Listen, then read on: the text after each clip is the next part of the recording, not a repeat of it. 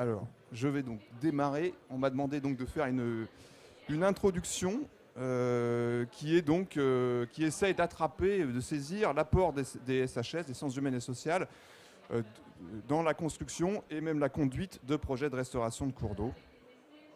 Alors, pour ça, sur quoi je me fonde comme je l'ai dit, j'appartiens à un cabinet de consultants, ce qui veut dire qu'on a une pratique qui s'appuie sur des théories de sciences humaines et sociales, mais qui est une pratique qui n'est pas tout à fait une pratique de chercheur classique, c'est une pratique engagée.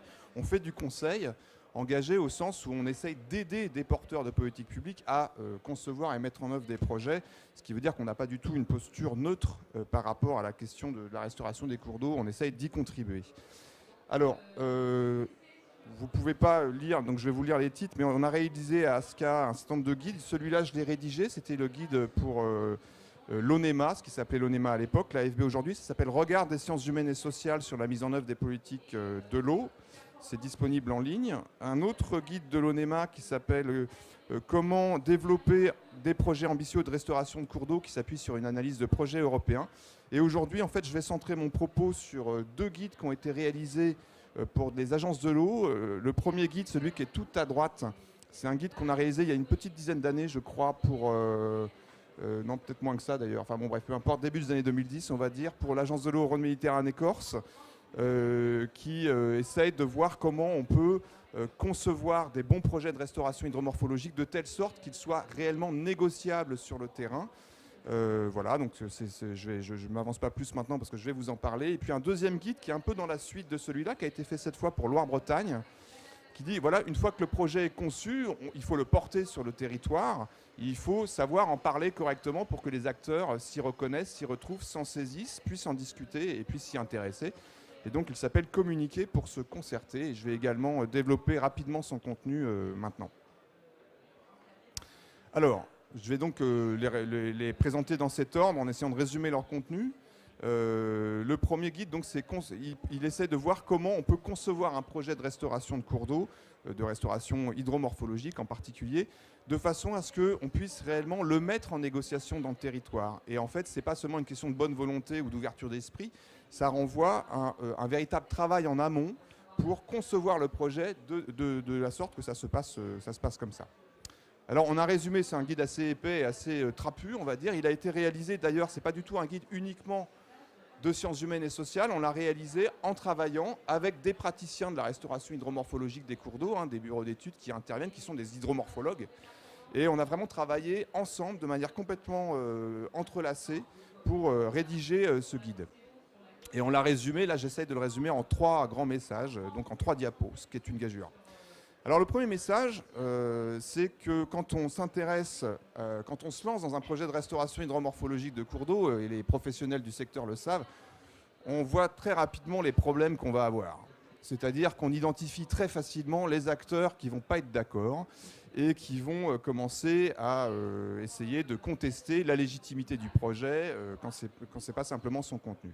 Ce qui est tout à fait normal parce qu'effectivement, le premier écueil qu'il faut éviter quand vous êtes dans la conception d'un projet de restauration, c'est d'arriver avec un scénario complètement, je vais employer un mot un peu trivial, mais complètement techno, qui respecte bien les objectifs de la directive cadre européenne sur l'eau ou du SDAGE, mais qui ne prend pas suffisamment en compte les réalités socio-économiques du terrain, etc. Et donc il y a un certain nombre d'acteurs qui sont très vigilants à cela et qui vont contester le projet si vous n'êtes pas assez vigilant là-dessus. Et ça, en général, les porteurs de projets de restauration, il n'y a pas besoin qu'on le leur dise, ils sont tout à fait conscients de ça. Ils identifient très bien les acteurs avec qui il va falloir justement rentrer en discussion pour négocier. Ces acteurs-là, on peut les appeler les acteurs concernés, c'est-à-dire c'est des acteurs qui ne sont pas forcément intéressés au projet de restauration, ce n'est pas leur objectif de restaurer la rivière. Par contre, l'opération de restauration elle-même, parce qu'elle touche au foncier, parce qu'elle modifie la place du cours d'eau dans le territoire, eh bien, elle va les impacter, et donc ils réagissent par rapport à ça. Alors, le souci et le sens du message ici, c'est que souvent, du coup, comme c'est ces acteurs-là qui vont quelque part poser problème pour la mise en œuvre du projet, c'est eux qu'on identifie à tel point qu'on ne voit plus qu'eux. Or, quand on est au stade de la conception du projet, il est très important aussi de revenir au fondement, au pourquoi du projet, et surtout, quand on dit au pourquoi du projet, au pour qui. Parce que quand on restaure des cours d'eau dans les territoires, ce n'est pas juste pour embêter le monde et pour respecter la DCE. C'est aussi parce qu'il y a et il faut quelque part le postuler. Il y a une demande sociale derrière la directive cadre européenne sur l'eau, et il n'y a aucune raison de penser qu'elle ne se retrouve pas dans les territoires où on intervient. Même si elle est peu visible, elle est latente souvent, elle n'est pas relayée par le monde politique. Donc ce qui est très important, c'est que quand on est dans la conception d'un projet de restauration, il ne faut pas sombrer dans l'autocensure par crainte de susciter des réactions hostiles. Il faut quand même aussi se demander ce que l'on voudrait idéalement faire de ce cours d'eau sur le plan hydromorphologique et surtout, du coup, à travers les fonctions écologiques que l'on essaye de restaurer, quelles sont les demandes sociales qu'il y a en face et qui seront mieux satisfaites si on restaure ces fonctions. Autrement dit, il faut s'intéresser pas seulement aux acteurs concernés, mais aux acteurs intéressés, potentiellement intéressés à la restauration du cours d'eau. Il ne faut pas les oublier, parce que quelque part, c'est même eux qu'il faut d'abord avoir en tête pour concevoir le projet. C'est cette demande sociale-là qui motive la conception du projet. Et donc, dans la conception, y compris technique du projet, il faut évidemment toujours se demander, ok, si je restaure le transit sédimentaire, si je fais un méandrage, si j'améliore la perméabilité entre le cours d'eau et la nappe, etc., à quelle demande sociale ça correspond dans ce territoire. Et il faut que j'aille creuser un peu le territoire pour essayer de voir ça justement, de telle sorte que je puisse ensuite rapidement intéresser les acteurs à ce projet et pas seulement susciter des réactions hostiles. Voilà le premier message. Alors, un point important, évidemment, c'est que la demande sociale, ce n'est pas comme les poissons. Les poissons, ils sont déjà là et on a des appareils de mesure pour les compter. La demande sociale, ce n'est pas quelque chose de figé, c'est quelque chose qui est tout le temps en train de se construire. Et votre projet, vous-même, il va contribuer à construire la demande sociale et à la faire évoluer. Et ça aussi, il faut avoir conscience de cela. On est nous-mêmes un acteur, quand on restaure un cours d'eau, qui va modifier le territoire et donc qui va faire bouger les demandes sociales dans ce territoire. Le deuxième projet, c'est que pour faire ce que je viens de raconter, il faut éviter d'avoir, le deuxième message, pardon, il faut éviter d'avoir une approche séquentielle. C'est vrai que quand on est un technicien, un ingénieur, on a un petit peu tendance à se concentrer sur la conception technique, c'est normal. Et puis après, on se dit, bon, ok, j'ai mon projet technique, maintenant je vais réfléchir à comment je vais le vendre. Et donc, je vais ajouter des dimensions socio-économiques à mon projet technique dans un deuxième temps, en me plaçant un peu dans un registre purement de communication. C'est une approche qu'il faut éviter parce qu'en réalité, si on veut vraiment avoir une conception de projet qui fasse qu'on est bien en phase avec de la demande sociale locale et on a des chances de trouver des alliés autour de ce projet, eh bien, il faut dès le début faire une analyse territoriale, une analyse socio-économique du territoire qui nourrisse la conception technique du projet. Il ne faut pas être séquentiel, il faut faire les deux en même temps et même pas, j'allais dire, même pas en parallèle, mais de manière vraiment entrelacée, entremêlée. Parce que sur le plan technique, quand on identifie quel est le potentiel de restauration écologique d'un cours d'eau ou d'un tronçon de cours d'eau, eh bien, il faut se dire, ok, mais ce potentiel de restauration écologique, il représente aussi un potentiel de service, au sens service écosystémique pour le territoire. Et donc, c'est là où on se dit à quels acteurs ça va bénéficier, ce projet de restauration. C'est ce que je disais sur la diapo précédente. Inversement, une fois qu'on a identifié cela, on hiérarchise différemment le projet technique. On sait quelles sont les entrées thématiques qui vont le plus parler au territoire, qui vont le plus parler à ses élus. Est-ce qu'il faut rentrer plutôt par le thème des inondations ou est-ce qu'il faut rentrer plutôt par le thème de la restauration des conditions de vie piscicole? Ça dépend des territoires, il n'y a pas de réponse dans l'absolu. Et pour répondre à cette question, il faut regarder les gens, il faut regarder le territoire, il faut s'intéresser au rapport qu'entretiennent localement les gens à la rivière. Et donc, il faut vraiment mêler les deux, de façon à organiser et à poser des questions, y compris sur le plan technique, qu'on ne se serait pas posé sans faire une vraie analyse territoriale du lieu. Troisième message, l'importance de l'histoire, et même de l'histoire longue, pour bien concevoir un projet de restauration hydromorphologique et pour bien être capable d'en parler. Un projet de restauration hydromorphologique, c'est toujours un projet de changement pour le territoire. Il s'agit de modifier la place qu'occupe le cours d'eau dans le territoire. Parfois, ce changement constitue même une rupture en partie douloureuse pour certains dans le territoire.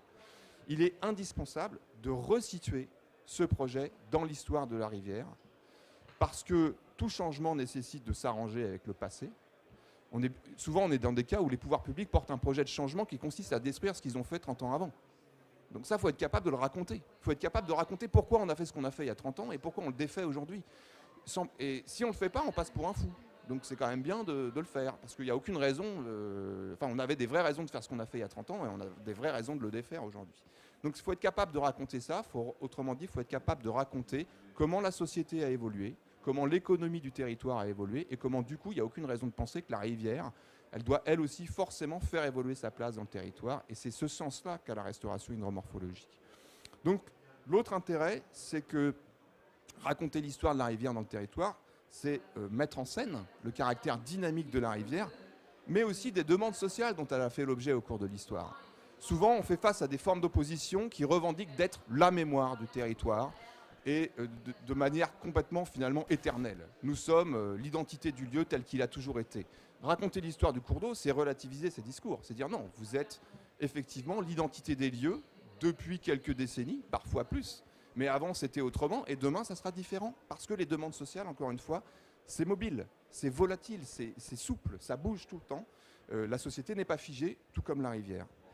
Enfin, dernier point, peut-être plus stratégique, c'est que l'histoire, ça c'est une règle dans les jeux stratégiques de quels que soient les domaines, l'histoire est une ressource stratégique pour exercer une forme de leadership sur un territoire. Celui qui se saisit de l'histoire prend un avantage stratégique évident. D'ailleurs, les opposants à la continuité écologique, par exemple, l'ont très bien compris. Ils se positionnent comme des historiens. Eux savent, vous ne savez pas. Il faut prendre la main, il faut dire si, on sait aussi, on a aussi quelque chose à raconter. On ne problématise pas l'histoire du cours d'eau comme vous le faites, mais on a aussi une histoire du cours d'eau à faire valoir, et on s'inscrit bien dans cette histoire. Voilà, résumé très rapidement le premier guide que nous avions fait pour Rhône Méditerranée Corse. Un exemple de mise en œuvre de ce dernier message sur l'histoire, c'est quelque chose qu'on a fait récemment sur le cours d'eau du Loiret, où on montre en 4 périodes comment le Loiret a changé de forme sur le plan physique, mais comment aussi cela s'explique par des demandes socio-économiques à l'égard de cette rivière dans le territoire très différentes.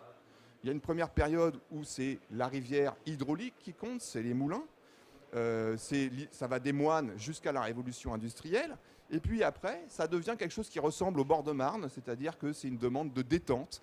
Tout change, et la physionomie du cours d'eau change aussi du coup. Ensuite, il y a une période où on oublie complètement le Loiret, c'est les 30 Glorieuses, on aménage, on fait des ponts d'autoroute par-dessus, enfin on l'oublie, c'est tout juste, si on pouvait, on aurait presque envie de le couvrir. Donc là encore, le Loiret change de forme parce que la demande sociale à son égard a changé, ici elle est même complètement occultée. Et puis, la période récente, c'est la période où il essaye de retrouver un sens, et un sens social dans le territoire. Voilà, j'ai peur d'être un petit peu long, donc il faut que j'accélère. Donc, deuxième partie, que j'espère donc plus courte, qui porte cette fois sur la manière avec laquelle on va discuter de ce projet dans le territoire, on va être capable d'en parler. Alors pour ça, on a fait un guide pour l'Agence de l'eau Loire-Bretagne, et là je vais un peu très rapidement ouvrir la boîte noire qu'il y a derrière ce guide, parce qu'on ne leur a pas dit à l'Agence de l'eau Loire-Bretagne, mais pour faire le guide, enfin peut-être qu'on leur a dit quand même, mais ce n'est pas écrit dans le guide en tout cas, pour faire le guide, on s'est vraiment appuyé sur un corpus théorique important, qui a beaucoup marqué les sciences sociales en France, qui s'appelle De la justification, les économies de la grandeur, qui est une théorie bâtie par 2 sociologues, Luc Boltanski et Laurent Thévenot, il y a maintenant presque 25 ans à peu près. Et en fait, ils ont montré que dans la vie de tous les jours, on passe notre temps à se disputer ou à rechercher des accords, et donc à essayer de justifier ou de critiquer ce qu'on fait. Et quand on le fait, on se place dans des manières d'appréhender la situation réelle et dans des champs lexicaux tout à fait particuliers. Et il n'y en a pas une infinité. À l'époque, ils en ont identifié 6. Et on navigue sans arrêt dans ces 6 manières d'appréhender la réalité, qu'eux appellent des mondes, qui sont tout à fait différents. Alors je les balaye très très vite. Il y en a 3 qu'on peut identifier comme étant un peu le langage classique de justification, je vais le dire de manière un petit peu méchante, de la technocratie. On se place dans le monde industriel, c'est le monde des ingénieurs, et là on aborde la rivière en termes de performance technique, de performance écologique. On appelle le savoir scientifique pour éclairer la discussion, et les gens et les choses, on les désigne dans un langage professionnel. C'est les experts, c'est les moyens de production, c'est les ressources humaines, etc. Le monde civique, c'est le monde de la directive cadre européenne, c'est le monde de l'intérêt général, c'est le monde du droit, c'est le monde des circulaires administratives, des textes de loi, etc. Et c'est le monde qui porte l'impératif, en termes de justification, de respecter l'intérêt général à travers le respect du droit. Et enfin, un petit peu moins présent pour ce qui nous occupe, donc je ne m'y attarderai pas, mais il y a aussi le respect du droit de la concurrence, donc le respect du principe de la concurrence, c'est le monde marchand, c'est le monde du marché, des prix, etc. C'est un premier registre de discours qui nous est familier dans le monde de l'eau, parce que c'est le registre justement des professionnels de l'eau. On a un petit peu dans le guide assimilé ces trois univers de justification, le monde industriel, le monde civique, le monde marchand, comme étant finalement le monde de l'argumentation habituelle des projets. Un projet est bon parce qu'il est efficace sur le plan environnemental et parce qu'il permet de respecter des objectifs réglementaires. Sauf que ce que raconte notre guide, c'est que sur le terrain, c'est trop limité. Il faut mobiliser ce registre. Ce n'est pas du tout un tabou. Au contraire, il faut assumer qu'on est là aussi pour ça. Mais en même temps, il faut savoir parler d'un projet de restauration de cours d'eau en s'aventurant dans des mondes qui ne sont pas au départ ceux dans lesquels on nous attend parce qu'on est des professionnels de l'eau. Ces mondes-là, c'est des mondes qui renvoient plus à de l'affectif. C'est par exemple le monde domestique qui est fondé sur le respect de l'esprit des lieux, de l'identité, de la tradition, qui renvoie à l'histoire, à la mémoire des lieux, aux histoires qu'on se raconte, au savoir vernaculaire. Et on peut tout à fait parler d'un projet de restauration de cours d'eau, c'est le sens du recours à l'histoire que j'évoquais tout à l'heure, en montrant qu'il va contribuer à l'identité des lieux d'une certaine manière, il va contribuer à faire du lien social localement, etc. De même, on peut tout à fait s'aventurer dans le monde inspiré, le monde des artistes, pour dire un projet de restauration de cours d'eau, ça crée du beau. Et on a besoin du beau aussi pour vivre tous. On a besoin d'un endroit pour se ressourcer, on a besoin d'un cours d'eau qui nous fait rêver. Et on peut tout à fait parler d'un projet de restauration de cours d'eau comme ça. Alors parfois, il y a une réticence des professionnels. Ouais, moi, je ne suis pas un artiste, je suis un ingénieur. Bon, oui, d'accord, mais on est tous plus ou moins des artistes aussi. Et il faut être capable d'assumer qu'on est aussi motivé par des motifs de cet ordre-là. Et enfin, il y a le monde de l'opinion. Là, c'est simplement expliquer que restaurer une rivière, c'est contribuer à l'image du territoire, à son attractivité territoriale. Voilà, globalement, c'est un petit peu le message central de ce guide pour Loire-Bretagne. Il y a ces deux grands registres de justification, de communication autour d'un projet de cours d'eau. Et il faut être capable de se promener dans les deux, de les articuler. Alors si j'ai eu encore, je ne sais pas si j'ai encore un petit peu de temps, deux exemples de ça. C'est-à-dire que dans ce guide, on a aussi fait une sorte de typologie que je ne vais pas rappeler ici in extenso, surtout que je ne l'ai plus complètement en tête. Mais on a identifié différents types de cours d'eau par rapport auxquels les enjeux de discours ne sont pas les mêmes. Il y a un premier type, c'est qu'en fait, on s'aperçoit que la rivière dans le territoire, elle n'existe plus. Elle a été oubliée, elle a été occultée, c'est devenu un fossé anti-char qui sert juste à drainer de la pollution ou à faire du drain agricole. Sauf qu'en fait, c'est toujours une rivière et l'enjeu de la restauration, c'est de le faire en sorte qu'elle redevienne une rivière. Donc il y a des enjeux bien sûr techniques pour ça, il faut lui rendre son fonctionnement de rivière, mais il faut aussi lui rendre son existence sociale dans le territoire, parce que les gens l'ont oublié. Et si on se promène un peu dans ce registre de discours que j'ai mis ici en orange, eh bien, il y a des choses à faire. On se rend compte qu'il y a des choses à faire. Et ça, c'est vraiment des expériences d'animateurs qui avaient conduit des opérations dans ce type de cours d'eau, qui nous ont tiré les leçons de ce qu'ils avaient fait. Une première manière, c'est d'être un peu dans le monde de l'opinion. C'est-à-dire, faire exister une rivière, c'est faire en sorte qu'on en parle. C'est faire le buzz. Et donc, pour ça, il y a des techniques toutes bêtes. Il faut organiser des visites de terrain. Il faut faire en sorte que les villageois du coin voient qu'il y a des stagiaires qui courent là, près de la cour. Il se passe un truc, il y a des scientifiques qui viennent. Et d'ailleurs, ils vont manger au resto du coin et ils en parlent au restaurateur qui, du coup, en parle à ses clients. Tout ça fait que ça fait parler de la rivière dans le territoire et que, peu à peu, par le bouche à oreille, elle retrouve un peu de vie. Autre aspect également, cette rivière n'existe plus, mais dans le passé, elle a existé.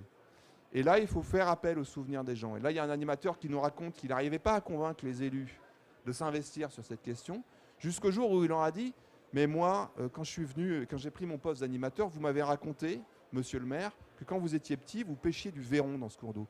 Moi, depuis, je me suis installé, je suis là, j'ai ma vie ici, j'ai mes enfants maintenant. J'aimerais bien qu'ils retrouvent ça et qu'ils puissent un jour pêcher eux aussi le verron dans ce cours d'eau. » Et là, il a senti que, là, ouais, ça y est, le maire, ça l'intéressait davantage que tout simplement de lui parler de paramètres physico-chimiques et de la restauration du bon état. Et puis enfin, il y a aussi, et il ne faut pas du tout avoir peur d'aller là-dedans, parce que je l'ai vraiment observé aussi personnellement à plusieurs reprises, l'intérêt du monde inspiré pour discuter d'un cours d'eau qui n'existe plus. Et là, c'est une parole d'élu qui dit les choses comme ça. La rivière est une vraie richesse au sens architectural du terme, qui met en musique la vie de la ville si on s'y prend bien. J'ai un autre verbatim qui me vient en tête. C'est un élu qui avait fait une visite de terrain sur une rivière de ce type-là qui avait été restaurée. Et il ne s'attendait pas du tout à être convaincu. Et il nous a dit en entretien, en hésitant presque, en disant « ça va vous paraître idiot ce que je vous dis, mais même l'eau avait l'air heureuse ». Donc, voilà. C'est une fibre qui fonctionne, et je ne le dis pas uniquement en termes de communicants, c'est-à-dire que ça renvoie à des choses profondes et il n'y a aucune raison que ça soit des tabous. Deuxième chose, je m'arrêterai là-dessus, parce que ça, c'est un enjeu extrêmement fréquent. Je disais tout à l'heure que la demande sociale était sans arrêt remodelée par les politiques qu'on met en œuvre. Ce qui veut dire que quand on sort de 150 ans d'aménagement dur des cours d'eau, évidemment, la demande sociale qu'on a autour de ces cours d'eau, elle s'est adaptée à ça. Et du coup, on a des attachements forts pour les rivières aménagées, pour les rivières transformées en canaux. Et il faut prendre au sérieux ces attachements. Ils sont là et il n'y a aucune raison de les ignorer. Et quand on leur dit, ouais, mais vous savez, la rivière va changer, bien sûr, on va reméandrer, on va faire en sorte qu'elle redevienne un écosystème et qu'elle soit plus un canal. Et bon, c'est sûr, le niveau d'eau va plus être le même, par exemple. Mais ça ne veut pas du tout dire qu'il y aura moins de poissons. On a des modèles pour vous le démontrer. Et d'ailleurs, on va faire venir un expert qui va vous l'expliquer. Souvent, ça ne convainc pas. Ça ne suffit pas. Il faut le faire, mais ça ne suffit pas à convaincre. Il faut aussi traiter les attachements dont les gens voient très bien qu'ils vont être perdus et qu'il faudra les remplacer par d'autres. Et du coup, ils savent ce qu'ils vont perdre. Ils ne savent pas ce qu'ils vont gagner. Et donc, il y a un vrai travail à faire. Même si ces attachements vont être perdus, il faut les traiter. Il y a un travail de deuil. Alors là-dessus, je ne m'étends pas, c'est peut-être une histoire que vous connaissez puisqu'on est en Bretagne, mais il y a eu un des premiers grands barrages, enfin barrage important supprimé en France, ça a été le barrage de Carnanskiex sur le Léguer, où là, tout était bon pour que ça se fasse. Il y avait la justification, il n'y avait plus d'usage économique sur le barrage, il y avait le Premier ministre qui avait dit on enlève, il y avait même un enjeu de sécurité très important en cas de crue qui avait été avéré lors d'une crue, enfin bon bref. Et pourtant, bronca, levée de bouclier dans le territoire. Pourquoi ? Parce que tout le monde dans le territoire avaient des souvenirs autour de ce plan d'eau parce qu'ils avaient travaillé ou ils avaient des gens de leur famille qui avaient travaillé dans l'usine, dans la papeterie, qui avaient justifié pendant des décennies l'existence. Et si on supprimait ce barrage sans autre forme de procès, c'est comme si on barrait d'un trait de plume leur vie. Et donc, il a fallu faire un travail de deuil en faisant appel à des associations de théâtre de rue, des associations culturelles, qui ont fait une véritable cérémonie basée sur des poèmes écrits par les gens et déclamés, etc. Ça peut paraître complètement farfelu, mais c'est très important. C'est-à-dire qu'on traite ici des attachements dont on décide sciemment de les faire disparaître, mais il faut le décider vraiment et donc l'assumer pleinement et faire le rituel que ça nécessite. Et c'est ce qui a quand même largement permis de débloquer la situation.